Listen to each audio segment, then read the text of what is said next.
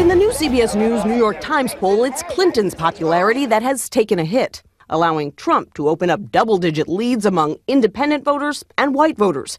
50% of voters say Clinton's prepared for the job, down 9 points from last month, though it's still better than the 30% who say Trump's prepared. It's both the elephant and the donkey in the room. The fact that a large and perhaps even growing segment of America holds little more than a seething hate for both Hillary Clinton and Donald Trump. Every time those dastardly polls emerge, we can read once again how the level of bile directed at the individuals seeking to become our fearless leader is rising at an unprecedented rate.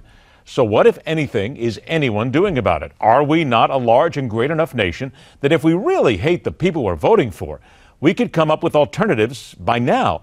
Used to be people spoke as Libertarian Party experts. This was the alternative. But go ahead and remember any time in the last year where you heard about that party or any other party being able to mount a real run at the White House. It won't happen this year, likely won't happen in 2020, and a good part of America may hate Clinton and or Trump, but they are dedicated to vote for them this year in the belief that voting for anybody else, especially the other side, would be akin to having brain-sucking leeches placed on one's face. So let's ask the simple question. Outside of all this scramble and bellowing for another choice, does America really want one? Your phone calls and comments will be part of this conversation as we always seek to include you. Be on the line right now. Be ready with a succinct and to-the-point comment. Dial us up at 1-877-NEWSMAX, 1-877-639-7629, and be prepared. Let's welcome our guest, a former vice presidential candidate for the Libertarian Party, who this year is all in for Donald Trump.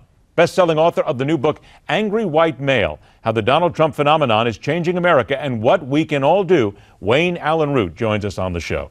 Wayne, good to see you again. Let's get right to this. In 1992, the Pew Research Center tells us that Americans were just as disappointed in their candidate choices. 78% of the Americans disapproved of President Bush's handling of the economy. And guess what? We found somebody in a Ross Perot. But here we are in 2016, and I keep hearing, you hear it too. People keep saying, where's the Libertarian Party? You were in the Libertarian Party there for a while. You were a candidate, yet even this year, you've gone to the other side, some would say. All right, Wayne, what happened? Do we really care about a third-party candidate? We're just fooling ourselves? Yeah, I don't think third parties do well in the United States. They do just fine in England or in Israel or in Canada. But we don't have a parliamentary system, Ed, so it just doesn't work here. I was more than a Libertarian candidate. I was their vice presidential nominee. I came within a whisk or a whisper of winning the presidential nomination. I ran on Bob Barr's ticket, but we never had a chance because you can't raise serious money. If you can't raise serious money, you can't win an election or be Okay, but wait a minute. I'm going to stop you there for a sec, Wayne. I'm going to stop you there for a sec on money. Donald Trump has really used little money, if any, this year. He has taken advantage of social media to the point like no other presidential candidate has. Of course, we didn't have Twitter and Facebook years ago, but we have it now. Twitter, Facebook, Instagram, various forms of social media communication, and Donald Trump's not spending a lot of money. Why can't somebody else do that? Well, listen, I'm a big fan of publicity and celebrity and free media, but Donald Trump is able to do that because he is a massive American celebrity. He was the host and the producer and the creator of Celebrity Apprentice. His name is on buildings all over the world. He's able to do things that a Gary Johnson, that is, as an example, who's the Libertarian candidate this year, can't do. It's all about personality, charisma, and energy. Gary's a great guy, but he doesn't have any of that, and he's got none of Donald's money. So you just can't pull it off. Only a unique candidate could pull off what Donald Trump has done. I saw it early, and that's why even Rachel Maddow on MSNBC did a whole story on the first guy in the country who saw the potential of Donald Trump was Allyn Root. I'm very proud of that. Let's get to a couple of other issues here. Your recent article comparing Donald Trump's record to Hillary Clinton and President Barack Obama. You asked the question, why does no one compare Trump's record with Hillary Clinton or Obama's record? I'm going to go ahead. I'll throw this in just for giggles and grins here. He's never been in government before. And there are those who say, why should Hillary Clinton be responsible for what Barack Obama did? Because she wasn't the president. There's the other side of the argument, Wayne. Go. Well, my argument is very simple. I've been arguing for years, not just because Donald Trump's the candidate. For years, I've said Republicans are generally the party of businessmen like me. Donald Trump's a businessman. We risk our own money. You can't blame us for failures like Donald's casinos or Trump's steaks, because the reality is he's probably had 1,000 successes for every 4 failures. But failure is a part of business. But give a guy credit for using his own money and risking his own money and putting his money where his mouth is. Democrats spend other people's money. They get elected to office, and the Hillarys and the Obamas of the world, and every other Democrat you can name, if it had been Bernie Sanders, the same story, never in their lives have they ever risked their own money on a business, not once, not for a minute, not a dollar.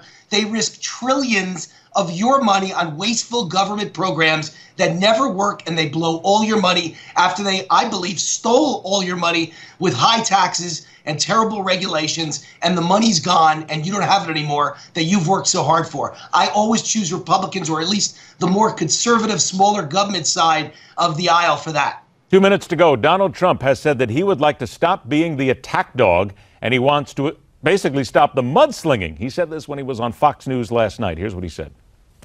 I'd rather have the whole thing be on policy, and I've said that to you before. I mean, people think of me as an attacker, but I'd rather be talking about policy. If we could take our campaign against Hillary Clinton and only talk about policy, not talking about crooked Hillary and all of the things that we're talking about, I'd be very happy.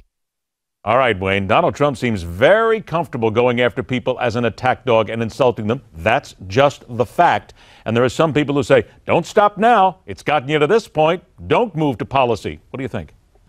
No, I think he could be an attack dog and move to policy. I've said all along he should be 80% policy, because I think we win based on the economy if we talk about it all day, every day, the economy and terrorism and the wall. And I think we lose if we're just an attack dog. As an example, I think that, Hillary Clinton's past and Bill Clinton's past, they're all fair game. You can bring them up, but it can't be your main point of contention. You're not going to win an election by bringing up Whitewater and Vince Foster. And you're not even going to win an election by bringing up the Clinton Foundation, Hillary's emails, and Benghazi, although they're all fair game, and I think they're all important pieces of the puzzle. But I think the economy and Obamacare and build the wall and globalization and the loss of jobs are the issues the average voter cares about, and Donald should stick 80 to 90% of the time to those issues. They're winning issues: immigration, globalization, Obamacare, and how do you turn the economy around and create jobs. We as Republicans and conservatives